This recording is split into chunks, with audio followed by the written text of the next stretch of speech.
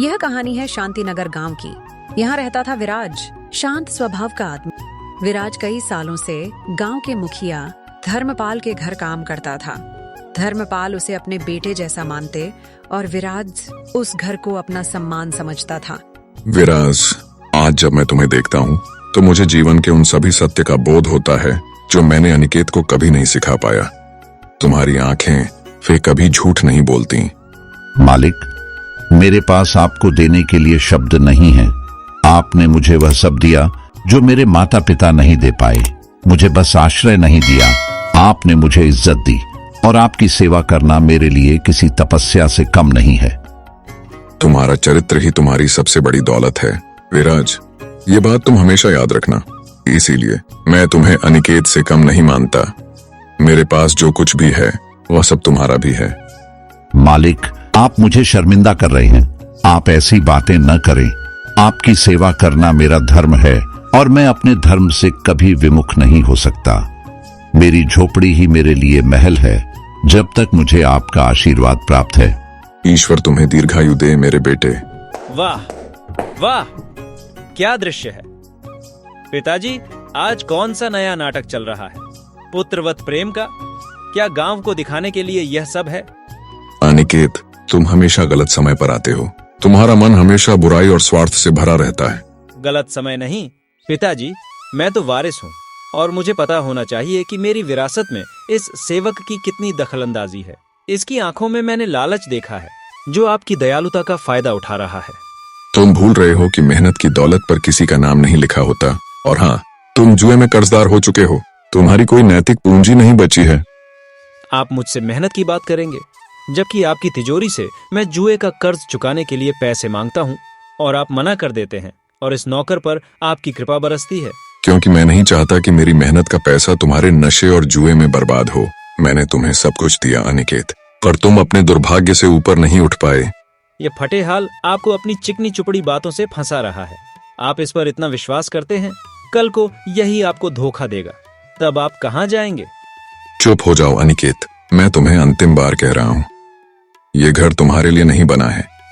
अगर तुमने दोबारा विराज के खिलाफ एक शब्द भी कहा तो मैं तुम्हें बेदखल कर दूंगा। बेदखली? मैं अब यही देखूंगा।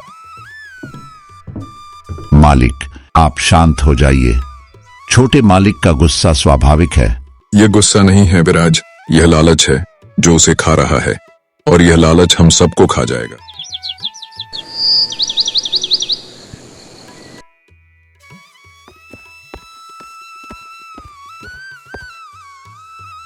पिताजी, प्लीज मेरी बात मानिए।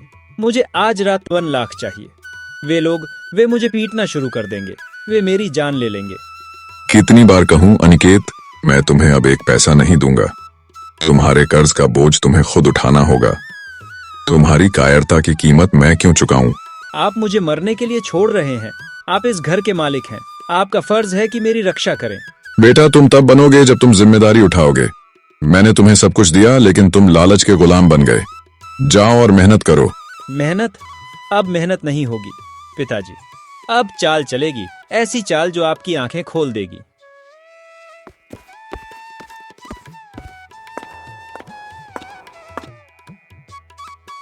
महेश, तू मेरा वफादार है या नहीं? जी छोटे मालिक, मैं आपकी हर बात मानूंगा। तो सुन, आज रात तू तिजोरी से पूरे 3 लाख निकालेगा। मैंने पिछली बार RS 2 लाख कहा था, लेकिन अब मेरा कर्ज बड़ा हो गया है और यह काम तू ही करेगा। 3 लाख? इतना बड़ा जोखिम मुखिया जी को पता चला तो? मुखिया जी को पता चलेगा, लेकिन चोर कौन होगा? तू पैसे निकालकर चुपचाप विराज की झोपड़ी में उस पुरानी संदूक के नीचे छिपा दे।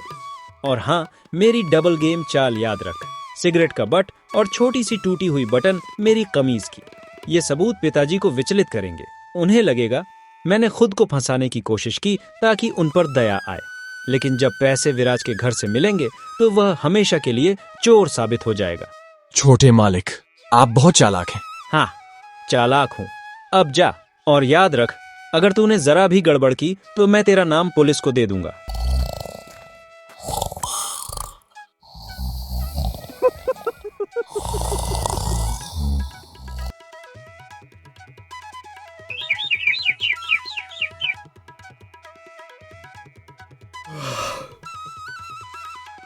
क्या हुआ?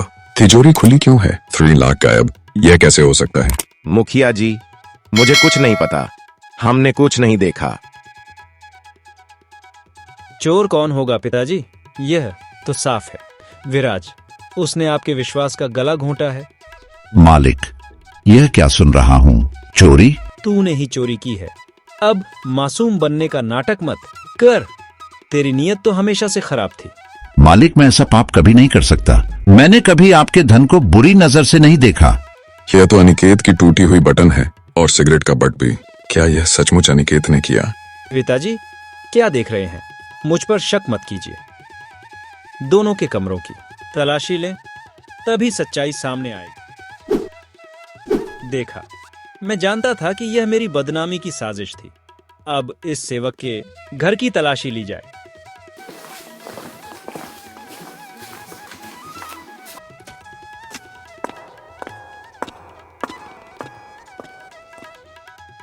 नहीं, ये कैसे हो सकता है? मैं बेगुनाह हूँ। यह साजिश है। देखा पिताजी, अब क्या कहेंगे? सबूत सबके सामने है। सिगरेट का बट, फिर पैसे यहाँ। अनिकेत ने अपनी चाल चली, पर असली चोर तो यही निकला। तुम पुलिस को नहीं बुलाओगे, मुझे अकेला छोड़ दो। सब लोग यहाँ से चले जाओ। विराज, क्या मेरा वर्षों का विश्वास झूठा था, या अनिकेत ने अपनी नीचता की सारी हदें पार कर दी? वह बट, वह साजिश की निशानी थी, लेकिन पैसे विराज के घर में क्यों थे? ये हो नहीं सकता। विराज चोर नहीं हो सकता। मेरी आत्मा यह मानने को तैयार नहीं है। अनिकेत ने अपनी चाल से मुझे अंधा कर दिया है। मुझे अब सच की तलाश करनी होगी। महेश, मेरे सामने खड़े हो जाओ। तुम झूठ बोल रहे हो, सच बताओ। क्या अनिकेत ने तुम्हें चोरी करने को कहा था?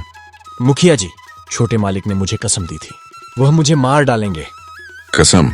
क्या उसने तुम्हें पैसे विराज के घर में छिपाने को कहा था? हाँ या ना? मैं तुम्हें तुम्हारी जान बख्शने का वादा करता हूँ, पर झूठ नहीं सुनना चाहता। मुखिया जी, मुझे बस इतना पता है कि छोटे मालिक जुए के बाद अक्सर गांव के बाहर वाली हवेली में किसी से गुप्त रूप से मिलते हैं। ठीक है, तुम जाओ, लेकिन याद रखना, एक शब्द भी अनिकेत से नहीं कहना।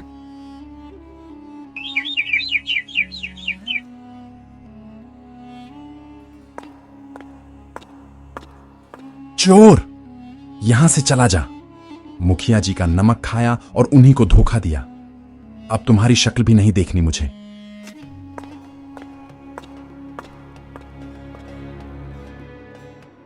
मैं क्या करूं मालिक? कोई मुझे काम नहीं दे रहा। सब मुझे चोर मान रहे हैं। मैं बेगुनाह हूं और मैं यहीं रहकर अपनी ईमानदारी साबित करूंगा। धर्मपाल, मुझे विराज पर पूरा भरोसा है। मैं उसे अपने कारखाने में काम देता हूँ। शुक्रिया दोस्त, मेरी मदद करो। पता लगाओ अनिकेत जुए के बाद कहाँ जाता है। जुए के अड्डे के पास वाली पुरानी हवेली में। आज रात मैं वहां जाऊंगा। तुम मेरे साथ चलना। मैं अकेले यह सब नहीं कर सकता।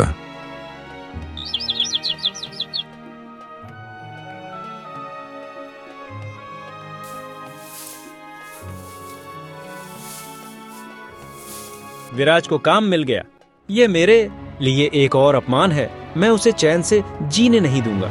छोटे मालिक, अब क्या करेंगे? इस बार मैं ऐसी चीज चुराऊंगा जिसे नजरअंदाज नहीं किया जा सकता। सेठ जयदेव की पत्नी का पुश्तैनी हार। पुश्तैनी हार?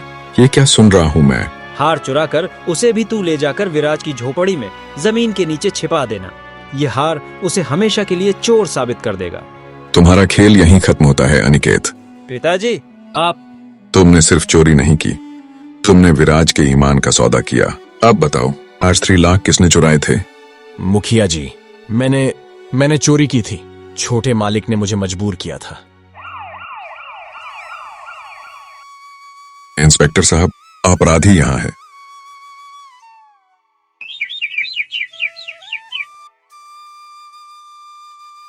गांव वालों, मेरे पुत्र अनिकेत ने ही लालच और ईर्ष्या के कारण चोरी की और मेरे निर्दोष सेवक विराज पर झूठा इल्जाम लगाया। हमें विराज को चोर कहने के लिए माफ कर दो। मालिक, आपने मेरा भरोसा नहीं टूटने दिया। अनिकेत राय, आपको चोरी और साजिश के आरोप में गिरफ्तार किया जाता है। विराज मेरे बेटे, मुझे माफ कर दो। मैंने तुम्हारे विश्वास को तोड़ा। मैं आज अपनी 30 एकड़ उपजाऊ जमीन अपने सबसे वफादार बेटे विराज के नाम करता हूँ। ये उसकी अटूट ईमानदारी का इनाम है। मालिक, यह मेरे लिए बहुत ज्यादा है। नहीं बेटा, यह तुम्हारा अधिकार है।